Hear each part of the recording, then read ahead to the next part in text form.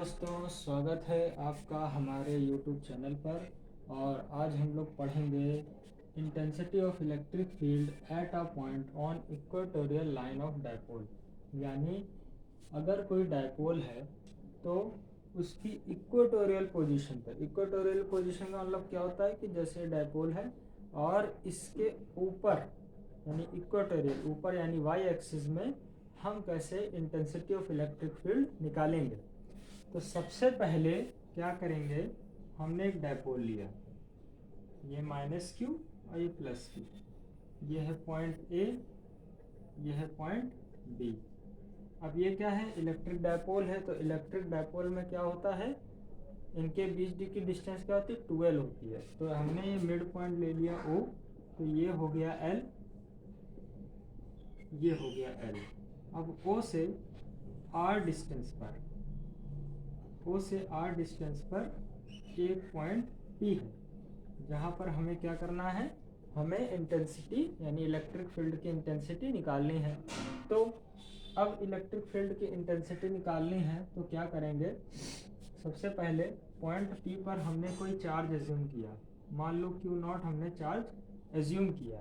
तो एज्यूम करने से क्या होगा, मान लो कोई क्यू नॉट चार्ज हम यहाँ पर लाए, तो जब लाए तो हमने क्या देखा कि यहाँ पे ये प्लस तो क्या होगा, रिपल्सन। तो मान लिया जो रिपल्सन हो रहा है उसकी इंटेंसिटी ऑफ इलेक्ट्रिक फील्ड क्या हो गई, E1।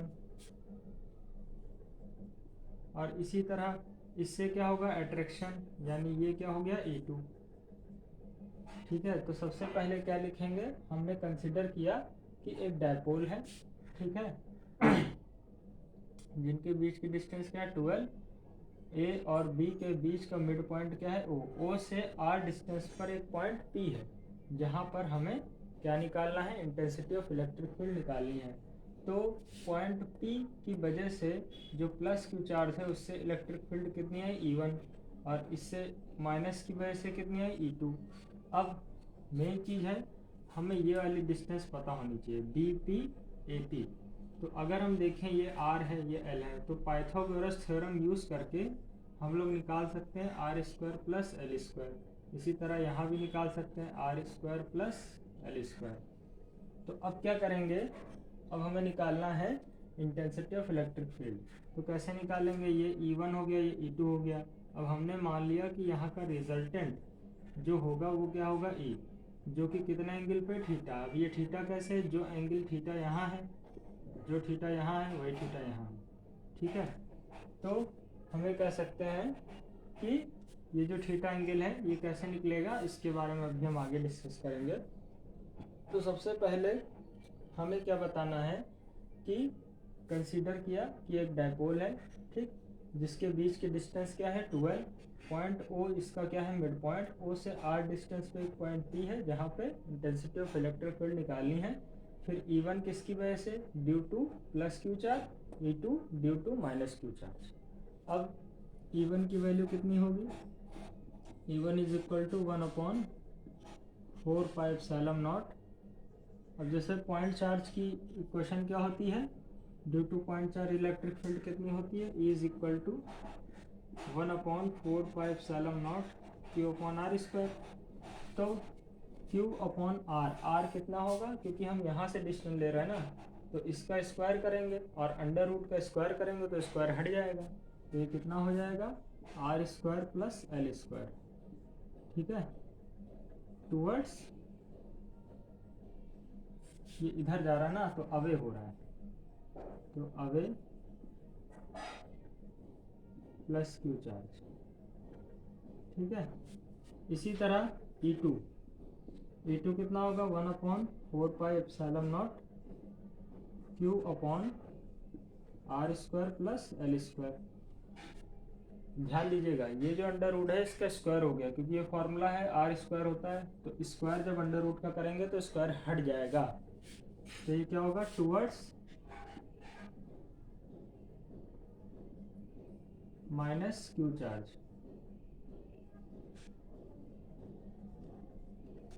ठीक है। तो अब हमें क्या निकालनी, नेट इलेक्ट्रिक फील्ड निकालनी, E। तो ये कैसे निकलेगी, हम इसके कंपोनेंट बनाएंगे। कंपोनेंट कैसे बनाएंगे, देखो, सबसे पहले हमने क्या देखा कि ये इलेक्ट्रिक फील्ड E1 यहाँ है और E2 यहाँ है, और नेट इलेक्ट्रिक फील्ड E है जो इसके बीच से जा रही है। तो हमने क्या किया, इसके कंपोनेंट बनाए। कंपोनेंट कैसे बनाएंगे, जैसे थीटा है तो थीटा के जो पास होगा वो क्या होगा, कॉस। तो ये कंपोनेंट हो जाएगा E1 कॉस थीटा और ये हो जाएगा E1 साइन थीटा। ठीक है, इसी तरह E2 का क्या होगा, E2 कॉस थीटा और ये E2 साइन थीटा। अब हम देख सकते हैं कि E1 sine theta E1 sine theta E2 cos theta क्या है, अपोजिट है। बट हम ये भी देख रहे हैं कि E1 E2 क्या है, इक्वल है।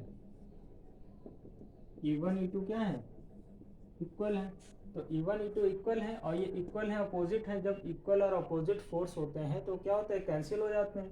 तो ये जो नेट फोर्स है वो हो गया 0। अब बचा E।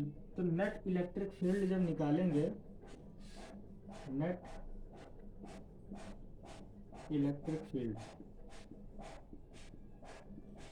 तो E इज इक्वल टू क्या हो जाएगा, E1 cos theta plus E2 cos theta.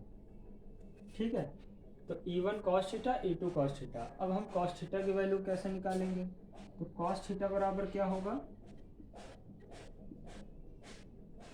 देखो तो कॉस थीटा बराबर क्या होता है, equal to base upon hypotenuse. तो ये हो जाएगा L upon R square plus L square की पावर 1/2।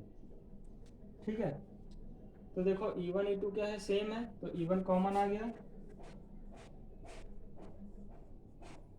तो ये जाएगा 2E1 कॉस थीटा। यहाँ पे लिख दो, since E1 is equal to E2। अब E1 की वैल्यू रख दो, कॉस थीटा की वैल्यू रख दो, तो क्या हो जाएगा, 2E1 की value 1 upon 4 pi epsilon not Q upon R square plus L square. Cos theta की वैल्यू क्या होगी, L upon R square plus L square की पावर 1/2। ठीक है, अब आगे देखो, ये 2 यहाँ आ जाएगा, Q इंटू 12 हो जाएगा।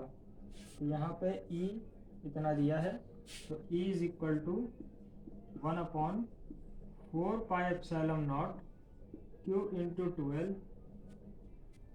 अब ध्यान दीजिएगा, यहाँ पे देखिए क्या है, यहाँ बेस सेम है, तो बेस सेम होती है तो क्या होती है, पावर ऐड हो जाती है। तो 1 प्लस 1/2 कितना हो जाएगा, 1 प्लस 1/2 कितना, 2 1 2 और 1 3, 3/2, यानी पावर कितनी हो जाएगी, 3/2। तो क्या लिखेंगे, R square plus L square की पावर 3/2। अब हमने पढ़ा है कि इलेक्ट्रिक डायपोल मोमेंट क्या होता है, P। जो P होता है क्या होता है, इलेक्ट्रिक डायपोल मोमेंट, और इसकी वैल्यू क्या होती है, Q इंटू 12। क्या होती है, Q इंटू 12। तो यहाँ पे हम क्या लिख सकते हैं, P।